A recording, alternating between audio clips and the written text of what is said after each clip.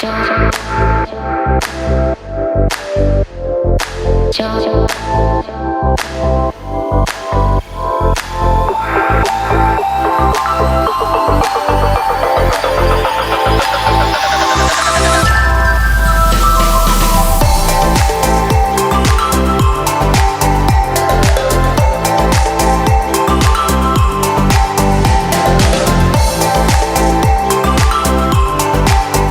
year we had the Tunay, Tunay here. No, it's never smooth, and not when you're a woman. Men feel intimidated by you. Pigeon sport equals family sport.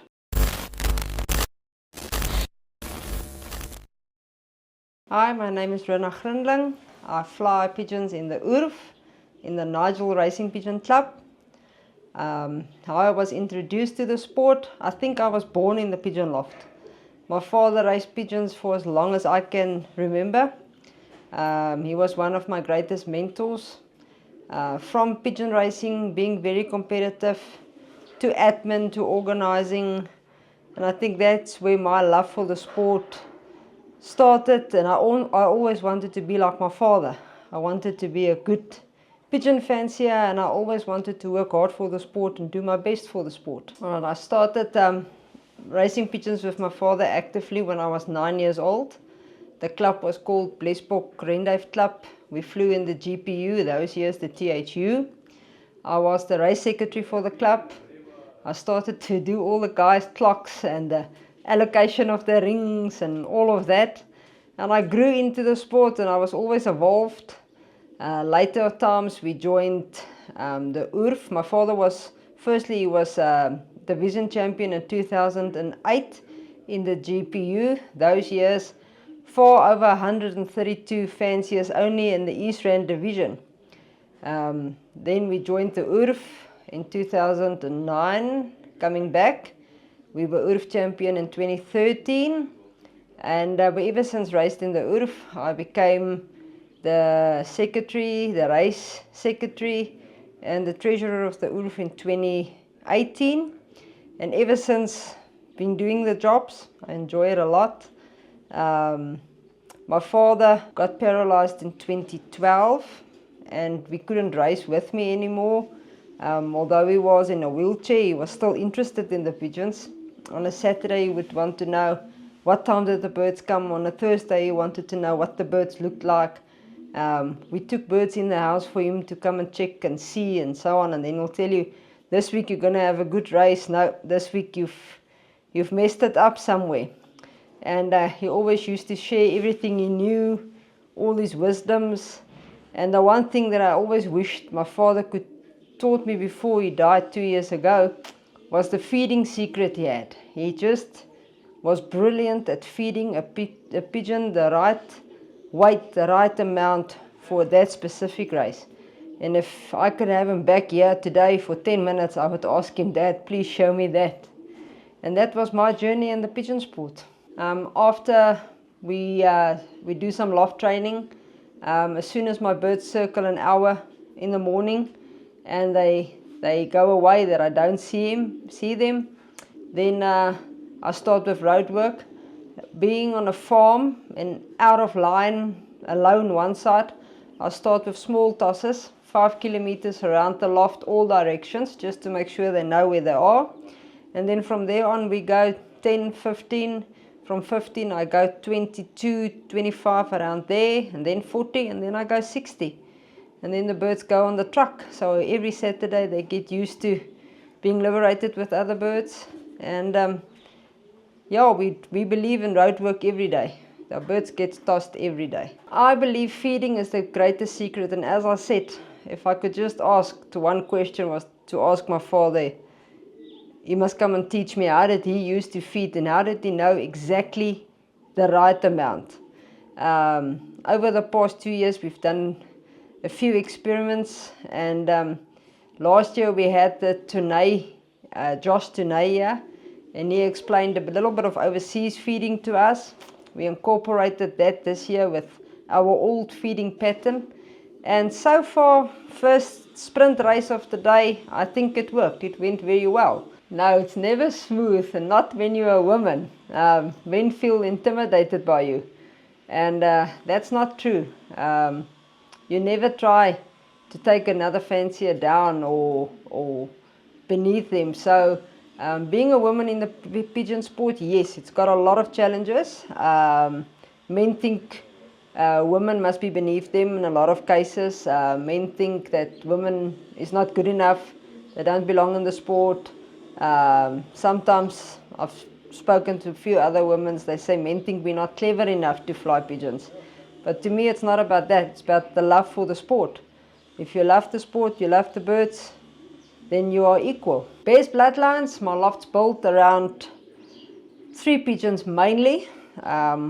We got a cock, my father got a cock from Andre Reinders, Witpen Lofts, 10680, 2008. It was a Tom Lock cock. And that very same year, Marking, which is now partners with Gijs Louw, Pigeon Paradise, he gave us a 2009 hen, 37975. It was a Gabby hen, and that pair brought us so much joy.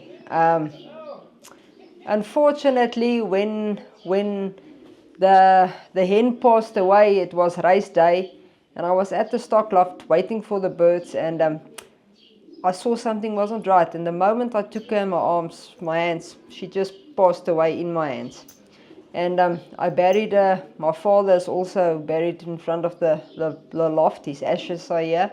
It was always his wish, and I always say he's buried next to her. And then I always promised him, as soon as the cock dies, I'll bury the cock next to him as well.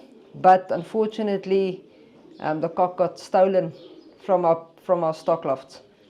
And it's not that much the loss of the bird, it's the memories and the connection that you had with the bird that's lost.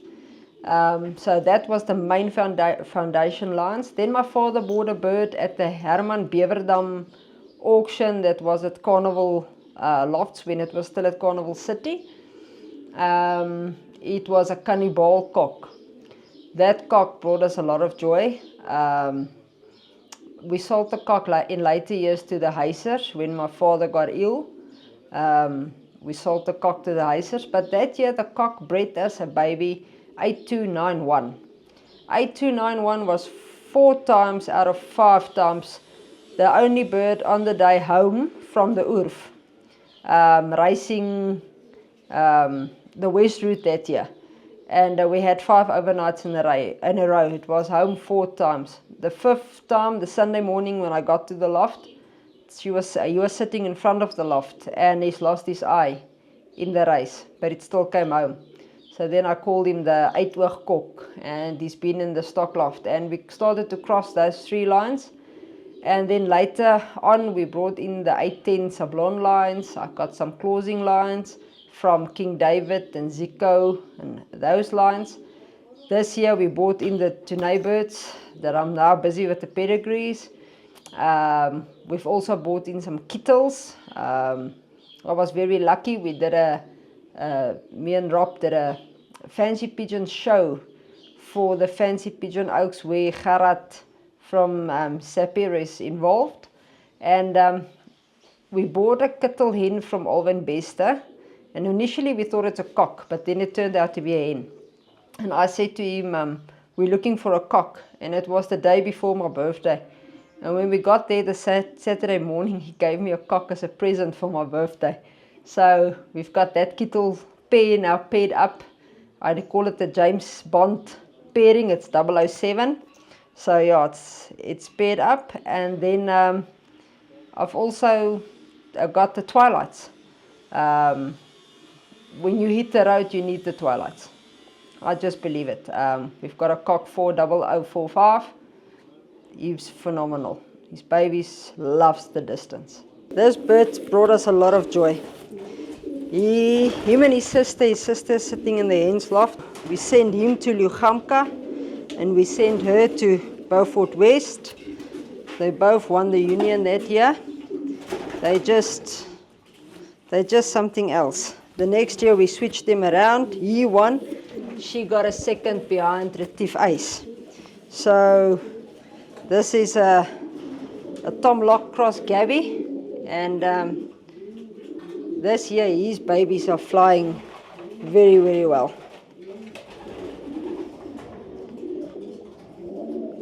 No boy, no, maar 'n kind, no? Go. She was our first bird from the sprint this morning, and that's 300's daughter. She's still molting. So yeah, I'm looking forward to see what they're going to do this year, these babies. I think it's going to be a good season for 1849. She raced last year, so it's his sister. She will be racing next week. And this is also a Tom Lock cross Gabby. Upcoming fanciers. Pigeon sport's not easy because it's a competitive sport. But as long as you do it, what the main reason is, for the love of the pigeons, you'll always be successful because you'll always enjoy it. Yes, you get a lot of competitive people in the sport that will try and break you down. It's not easy for someone to start. Pigeon fanciers don't always share their secrets. They won't help easily, but luckily there's a lot of people that do help. And there's a lot of people that you can always phone for advice and they will help. Pigeon sport to me, I remember when I was little, my father had a basket and on the basket was a sticker. Pigeon sport equals family sport.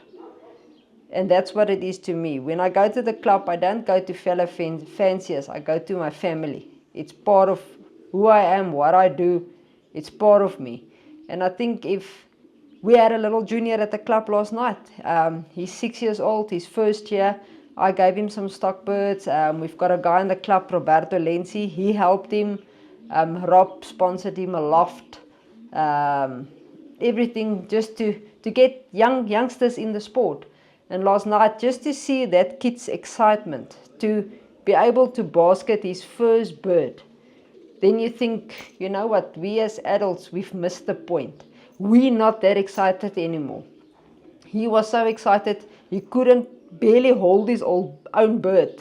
And we just take it, maybe this one will win, this one will win, this one is right. And it's wrong. We must enjoy it, as long as you enjoy it.